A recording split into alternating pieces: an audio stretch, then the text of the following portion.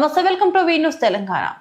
గవాయ్ పైన జరిగిన దాడిని ఖండిస్తూ ఉస్మానియా యూనివర్సిటీలో మాదిగ రిజర్వేషన్ పోరాట సమితి ఎంఆర్పీఎస్ దళిత బహుజన సంఘాల ఆధ్వర్యంలో రౌండ్ టేబుల్ సమావేశాన్ని నిర్వహించారు. ఈ సందర్భంగా ఎంఆర్పీఎస్ వ్యవస్థాపక అధ్యక్షులు ఉసురుపాటి బ్రహ్మయ్య జస్టిస్ బిఆర్ గవాయ్ పైన జరిగిన దాడిని తీవ్రంగా ఖండిస్తున్నామని అన్నారు. సుప్రీంకోర్టు ప్రధాన న్యాయమూర్తి పైన జరిగిన దాడిని భారత రాజ్యాంగ వ్యవస్థల పైన దాడిగా పరిగణిస్తున్నామని అన్నారు. ప్రధాన న్యాయమూర్తి పైన దాడి జరిగితే ప్రధానమంత్రి నరేంద్ర మోదీ కేవలం ట్విట్టర్ లోనే ఖండించారు తప్ప ఎలాంటి చర్యలు తీసుకోలేదని మండిపడ్డారు. గవాయ్ పైన దాడి చేసిన వ్యక్తి పైన దేశద్రోహం కేసు నమోదు చేసి దేశాల నుంచి బహిష్కరించాలని డిమాండ్ చేశారు. సుప్రీంకోర్టు రక్షణ కల్పించలేని ప్రధానమంత్రి దేశ ప్రజలకు ఏ విధంగా రక్షణ కల్పిస్తారని ప్రశ్నించారు. గవాయ్ పైన దాడిని ఖండిస్తూ ఢిల్లీలో వచ్చే నెల 20వ తేదీన మాదిగ రిజర్వేషన్ పోరాట సమితి అనుబంధ సంఘాల ఆధ్వర్యంలో చెలో ఢిల్లీ కార్యక్రమాన్ని నిర్వహించనున్నట్లు పేర్కొన్నారు. చెలో ఢిల్లీ కార్యక్రమానికి దళితులు పెద్ద ఎత్తున పాల్గొని విజయవంతం చేయాలని పిలుపునిచ్చారు.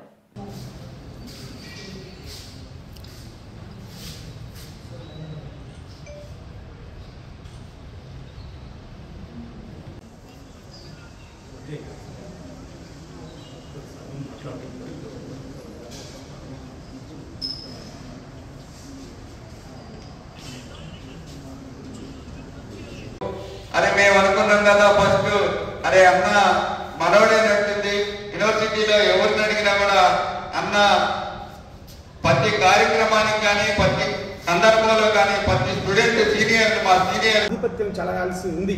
ఒకవేళ అలా కాకుండా ఉంటే రేపు పొద్దున శాసనశాఖ యొక్క చట్టాలు ప్రజలకు విరుద్ధంగా వచ్చినప్పుడు, కార్యనిర్వాహక శాఖ యొక్క చట్టాలు ప్రజలకు అభిష్టానికి వ్యతిరేకంగా పోయినప్పుడు న్యాయ వ్యవస్థ ఒక జోకర్గా మిగిలే ప్రమాదం ఉంది. కాబట్టి దేశంలో ఉన్న బుద్ధిజీవులందరూ ఈ విషయంపై ఒక్కటిగా ఉండాలి. ఇలాంటి సంఘటనలు మరలా జరగకుండా ఇట్లాంటి సంఘటనలకు పాల్పడే వారిపైన కఠినమైన చర్యలు తీసుకురావడానికి ఒక చట్టాన్ని తీసుకురావడం కోసం విద్యార్థికులు అందరూ సమాజంలో ఉన్నటువంటి సబ్బండ వర్గాల ప్రజలు ఒక తాటి మీద రావాలి.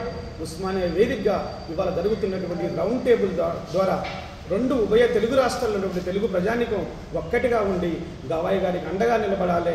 భారత న్యాయ వ్యవస్థను రక్షించుకోవాలి, భారత రాజ్యాంగాన్ని కాపాడుకోవాలి. అప్పుడు మాత్రమే మన జీవితాలను మనం కాపాడుకోగలుగుతామని తెలియజేస్తూ ఈ జరిగేటటువంటి సంఘీభావ కార్యక్రమాల్లో అందరూ ముందుకు రావాలని విజ్ఞప్తి చేస్తున్నారు.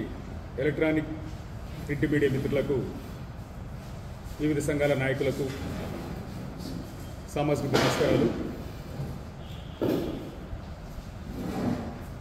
సుప్రీంకోర్టు ప్రధాన న్యాయమూర్తి జస్టిస్ బిఆర్ గవాయ్ గారిపై జరిగినటువంటి దాడిని మాదిగ రిజర్వేషన్ పోరాట సమితి మరియు దళిత ప్రజా సంఘాలు తీవ్రంగా ఖండిస్తున్నాయి. సుప్రీంకోర్టు న్యాయమూర్తి మీద జరిగిన దాడి భారత రాజ్యాంగ వ్యవస్థల మీద జరిగిన దాడిగా భావిస్తున్నాం. ఒక ప్రజాస్వామ్య వ్యవస్థల మీద జరిగిన దాడిగా, న్యాయ వ్యవస్థ మీద దాడిగా మేము భావిస్తూ ఉన్నాం. దాన్ని తీవ్రంగా ఖండిస్తున్నాం. అయితే సుప్రీంకోర్టు తీర్పు ఇచ్చే ముందు అది ఎంతటి వారైనా సుప్రీంకోర్టు జడ్జి ముందుకు వచ్చి చేతులు కట్టుకుని నిలబడాల్సిందే. అలాంటి న్యాయమూర్తిపై దాడి జరిగితే ఈ భారతదేశంలో ఒక ట్విట్టర్ ఖండనకే పరిమితమైంది తప్ప ఎలాంటి చర్యలకు నోచుకోలేదు. ప్రధాని నరేంద్ర మోడీ గారు జస్టిస్ గవాయ్ గారి మీద జరిగిన దాడి అనాగరిక చర్య అని చెప్పని ట్విట్టర్లో పోస్ట్ చేయడం జరిగింది.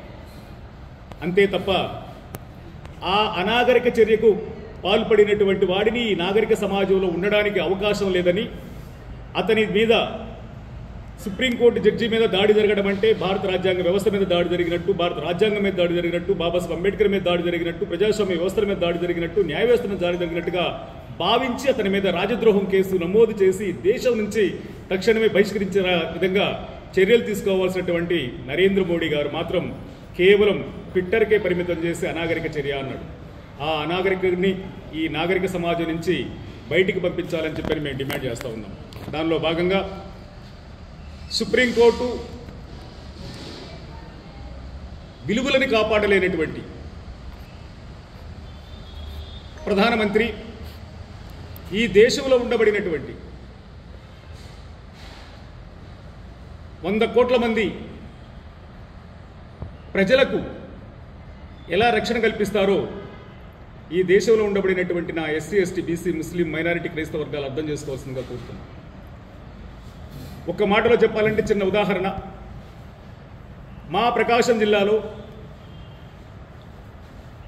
గుడి మెట్లు నిర్మాణం జరుగుతుంటే ఆ గుడి మెట్లు మాదిగపల్లికి వెళ్ళే దారికి అడ్డం వస్తుంటే ఈ మెట్లు మా పల్లికి వెళ్ళే దారికి అడ్డం వస్తున్నాయి, రోడ్డు మీదకి వస్తున్నాయి, దయచేసి ఈ మెట్లు తీయండి అని చెప్పి దాన్ని అడ్డుకోవడాన్ని అక్కడ ఉండబడినటువంటి కొంతమంది గుడి మీద